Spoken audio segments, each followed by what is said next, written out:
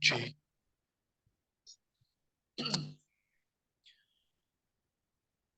Assalamualaikum warahmatullahi wabarakatuh. Malam teman-teman. Kali ini kami akan mempresentasikan hasil kerja kami tentang bab Positive Accounting Theory. Pertama-tama akan saya kenalkan anggota kelompok kami. Yang pertama adalah saya Ihsan Antori dengan NIM 04384. Yang kedua ada Niko Aryaksena dengan NIM 04209. Yang ketiga ada Khairul Syaifuddin dengan NIM 04234. Yang terakhir ada Dina Maftuhah dengan NIM 04229. Next. Yang pertama ada definisi teori akuntansi positif. Selama tahun 70-an, teori akuntansi bergerak ke arah metodologi positif. Positive Accounting Theory atau bisa disingkat PAT, merupakan cabang penelitian akuntansi yang berusaha untuk menjelaskan dan memprediksi praktik dalam akuntansi. PAT mengamati fenomena akuntansi berdasarkan alasan-alasan yang mendasari terjadinya peristiwa.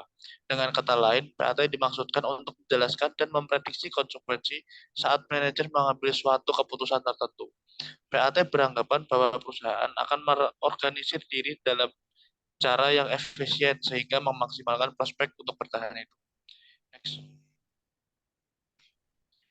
Teori akuntansi positif berfokus pada hubungan antara berbagai individu dan bagaimana akuntansi digunakan untuk membantu berfungsinya hubungan tersebut. Contohnya seperti pemilik dan manajer dan penyedia utang perusahaan. Tujuan teori akuntansi positif menjelaskan dan memprediksi praktik akuntansi, bukan memberi panduan. Memastikan tidak ada tujuan yang lebih superior dibandingkan dengan tujuan-tujuan perusahaan lainnya. Menilai praktik akuntansi yang ada dengan cara yang sistematis. Menggambarkan model hubungan antara akuntansi, perusahaan, dan pasar, serta menganalisis persoalan-persoalan dalam kerangka kerja ekonomi. Next. Asumsi yang mendasari PAT. Semua tindakan individu didorong oleh kepentingan pribadi dan individu akan bertindak secara oportunistik sejauh tindakan tersebut akan meningkatkan kekayaan mereka. Next. Agency teori menjelaskan hubungan keagenan di dalam teori agensi bahwa perusahaan merupakan kumpulan kontrak atau nexus of contract antara pemilik sumber daya ekonomis atau prinsipal dan manajer atau agent yang mengurus penggunaan dan pengendalian sumber daya tersebut. Membagi biaya keagenan ini menjadi monitoring cost, bonding cost, dan residual loss. Selanjutnya akan dijelaskan oleh kawan saya. Baik, berikutnya ada agensi teori. Yang pertama, monitoring cost adalah biaya yang timbul dan ditanggung oleh prinsipal untuk memonitor perilaku agen, yaitu untuk mengukur, mengamati, dan mengontrol perilaku agen. 2. Boarding cost merupakan biaya yang ditanggung oleh agen untuk menetapkan dan mematuhi mekanisme yang menjamin bahwa agen akan bertindak untuk kepentingan prinsipal. Yang ketiga, residual loss merupakan pengorbanan yang berupa berkurangnya kemakmuran prinsipal sebagai akibat dari perbedaan keputusan agen dan keputusan prinsipal. Hubungan agensi sebuah kontrak di mana satu atau lebih prinsipal melibatkan orang lain atau agen untuk melakukan beberapa layanan atas nama mereka yang melibatkan pendelegasian beberapa wewenang pengambilan keputusan kepada agen. Bergantung pada literatur ekonomi tradisional, asumsi kepentingan pribadi, dan maksimalisasi kekayaan. Hipotesis teori akuntansi positif. Yang pertama, hipotesis rencana bonus. Yang kedua, hipotesis perjanjian utang. Yang ketiga, hipotesis biaya proses politik. Hipotesis rencana bonus. Manajer perusahaan dengan rencana bonus lebih cenderung menggunakan metode akuntansi yang meningkatkan pendapatan yang dilaporkan periode saat ini juga disebut hipotesis kompensasi manajemen tindakan meningkatkan nilai sekarang dari bonus yang dibayarkan kepada manajemen. Berikutnya, hipotesis perjanjian utang. Semakin tinggi rasio utang atau ekuitas perusahaan, semakin besar kemungkinan manajer menggunakan metode akuntansi yang meningkatkan pendapatan. Juga disebut hipotesis utang atau ekuitas. Semakin tinggi rasio atau utang ekuitas, semakin dekat perusahaan dengan kendala dalam perjanjian utang. Pelanggaran perjanjian menghasilkan biaya default teknis. Baik, selanjutnya akan dibacakan oleh teman saya.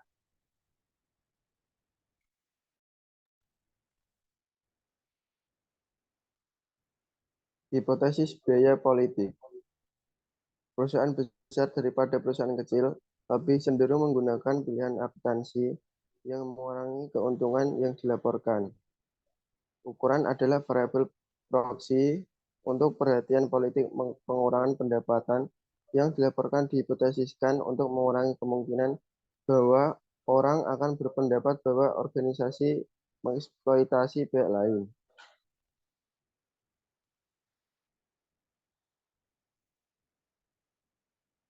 Efficient Market Hypothesis atau EMH. Efficient Market Hypothesis menjelaskan bahwa terdapat hubungan antara harga sekuritas dengan informasi yang tersedia. Efficient Market Hypothesis menyatakan bahwa harga sekuritas mencerminkan informasi yang tersedia.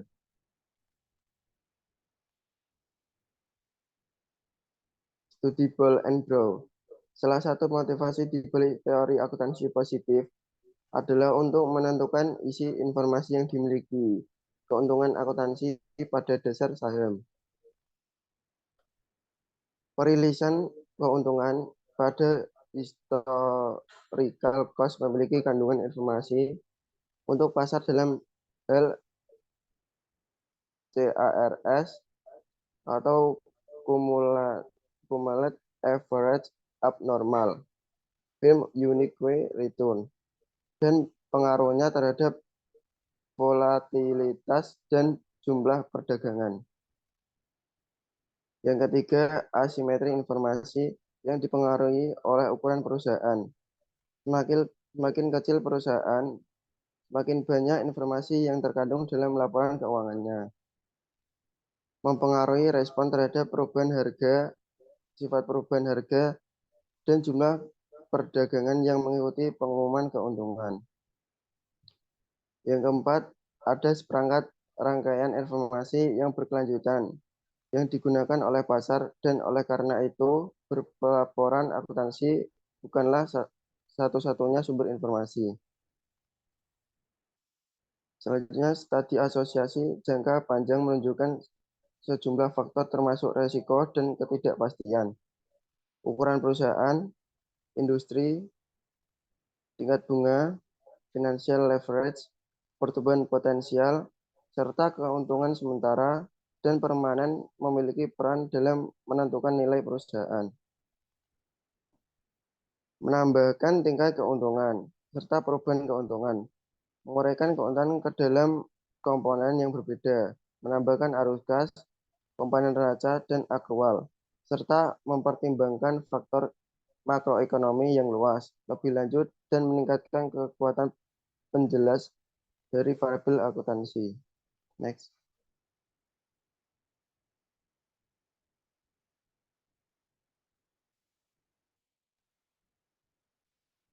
Dua perspektif yang diadopsi oleh penelitian PAT.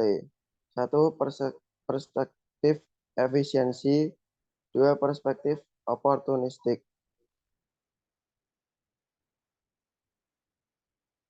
Selanjutnya akan dibacakan oleh teman saya. Selanjutnya ada perspektif efisiensi. Yang pertama ada peneliti menjelaskan bagaimana mekanisme kontak meminimalkan biaya keagenan perusahaan. Dan yang kedua, manajer memilih metode akuntansi yang paling efisien mencerminkan kinerja perusahaan yang mendasarinya. Ahli teori PAT berpendapat bahwa peraturan yang memaksa perusahaan untuk menggunakan metode akuntansi tertentu membebankan biaya yang tidak terbalaskan. Next. Selanjutnya ada perspektif oportunistik. Yang pertama, ada berusaha menjelaskan tindakan manajer begitu kontrak sudah ada. Yang kedua, tidak mungkin untuk menulis kontrak yang sudah lengkap sehingga manajer diasumsikan bertindak secara oportunistik untuk memaksimalkan kekayaan tersendiri. Yang ketiga ada dikenal sebagai ex post perspektif karena mempertimbangkan tindakan oportunistik setelah fakta. Next. Positive accounting theory versus normative theory. Yang pertama ada teori akuntansi positif mencakup penjelasan atau penalaran untuk menunjukkan secara ilmiah kebenaran pernyataan atau fenomena akuntansi seperti apa adanya sesuai fakta dan kata lain fakta sebagai sasaran. Yang kedua ada teori akuntansi normatif mencakup penjelasan atau penalaran untuk menjustifikasi kelayakan suatu perlakuan akuntansi yang paling sesuai dengan tujuan yang telah ditetapkan nilai sebagai sasaran. Kritik mengenai positif accounting teori, yaitu ada teori akuntansi positif tidak memberikan resep dan oleh karena itu tidak menyediakan sarana untuk memperbaiki praktik akuntansi. Yang kedua, ada teori akuntansi positif tidak bebas nilai seperti yang ditegaskan. Tidak adanya rumusan, yaitu tidak adanya pedoman seperti apa yang harus dilakukan.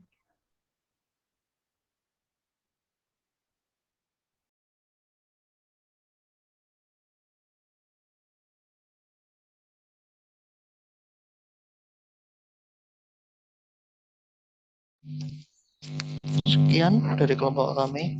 Maaf jika ada kesalahan. Wassalamualaikum warahmatullahi wabarakatuh.